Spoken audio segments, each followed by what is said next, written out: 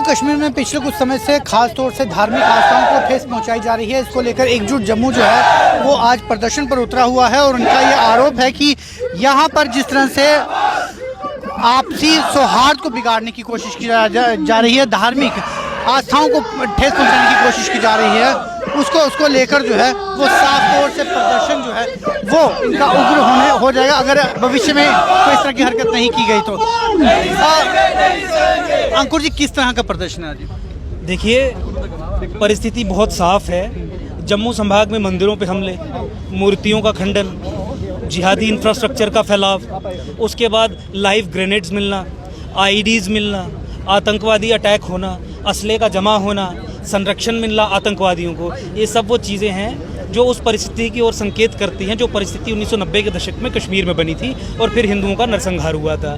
अब इस पूरी परिस्थिति में सरकार का जो नेगेटिव रोल है, सरकार की जो कैजुअल अप्रोच है, सरकार का वही जो डिनायल मोड में रहने का एक मेजर कैरेक्टरिस्टिक है, वो हमें परेशान कर रहा है। परिस्थिति ऐसी बन गई है जैसी 85, 86, 88, 88, 89 में कश्मीर में थी और सरकार के कान पे जूं तक नहीं रह रही है। आयरॉनिकल सिचुएशन को और क्या चीज़ बनाती है कि सरकार इन चीज़ों पे पर्दा डालने का काम स्वयं ही कर रही है। सरकार ही कह रही है कि नहीं सब कुछ नॉर्मल है। हमने पिछली प्रेस कॉन्फ्रेंस में भी ये कहा था कि जो major subversive disinformation campaign normalcy का जम्मू कश्मीर में चला रही है वो भारत सरकार है, या भारत सरकार के द्वारा अपॉइंटेड यहाँ पे एलजी की जो एडमिनिस्ट्रेशन है वो है।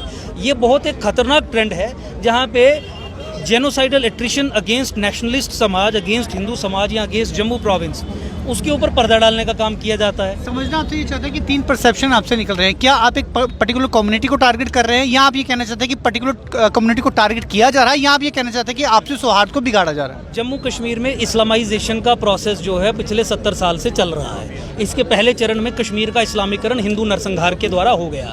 रेडिकल इस्लामिज्म जो है, जिहादिज्म जो है, वो जम्मू संभाग को भी खा रही है। आपने देखा कि किस तरीके से कानून बना के 14 फरवरी 2018 जैसे आदेश पारित करके रोहिंग्याज और बांग्लादेशीज को यहाँ पे इलीगली सेटल करके सिक्योरिटी एस्टेब्लिशमेंट्स के अराउंड और हिंदू डोमिनेटेड एरियाज़ में, उसके अलावा हमारी रिवर बेड्स और फॉरेस्ट बेड्स पे उसमें भी कानून बना के एक समुदाय विशेष को जगह देने का काम, और फिर उसके बाद इस तरीके की डेवलपमेंट्स जहाँ पे आपको वायलेंस मैनिफेस्ट दिख रहा है, साथ ही साथ जिहादी इंफ्रास्ट्रक्चर का बढ़ना, उसके साथ ही साथ जो इंस्टीट्यूशंस ऑफ रेडिकलाइजेशन है या अहले हदीस या जमात इस्लामी का जो इंफ्रास्ट्रक्चर है जो रेडिकलाइजेशन और इंडोक्ट्रिनेशन का कार्य कर रहा है यहाँ पे, ताकि आतंकवाद यहाँ पे बढ़े, अलगाववाद यहाँ पे बढ़े, उसके विरुद्ध भी हम आवाज़ उठा रहे हैं। तो आप ये देखिए कि हम जिहाद as a war form, radical Islam, jihadism जो पाकिस्तान के इशारे पे या अपने रेडिकल ओपिनियंस के कारण is following in suicide against the nation and Jammu province, उसके खिलाफ हम कर रहे हैं। इसमें जो विक्टिम समाज है वो गैर मुसलमान है, वो हिंदू है, करने वाले जो हैं वो रेडिकल जिहादिस्ट्स हैं, देश के दुश्मन हैं, देश के खिलाफ हैं। हम उन्हीं लोगों की आवाज़, मुझे लगता है कि बहुत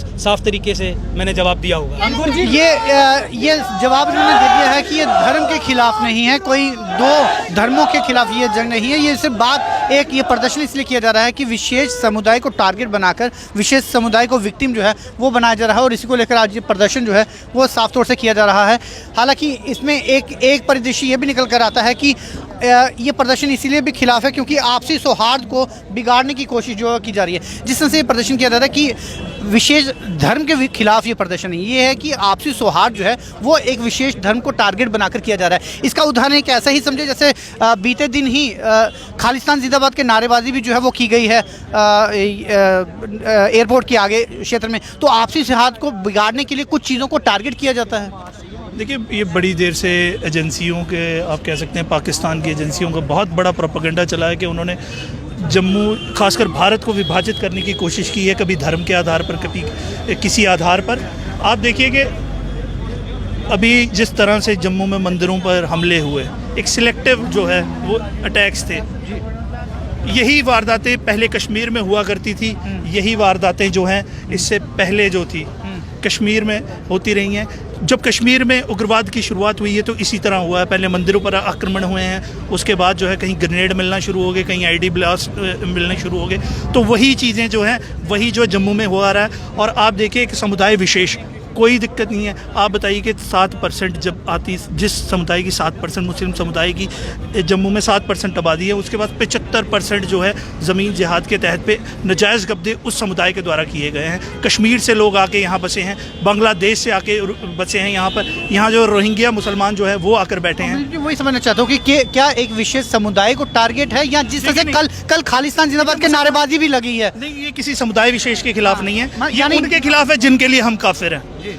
जो ये समझता है कि हम काफिर हैं, हम उनके विरोध में हैं। जिन्हें लगता है कि गजवाए हिंद ही भारत का जो है भारत में होगा, हम उनके खिलाफ हैं। किसी समुदाय के नहीं, किसी मुसलमान के विरोध नहीं है, हम किसी सिख के विरोध में नहीं है, किसी के।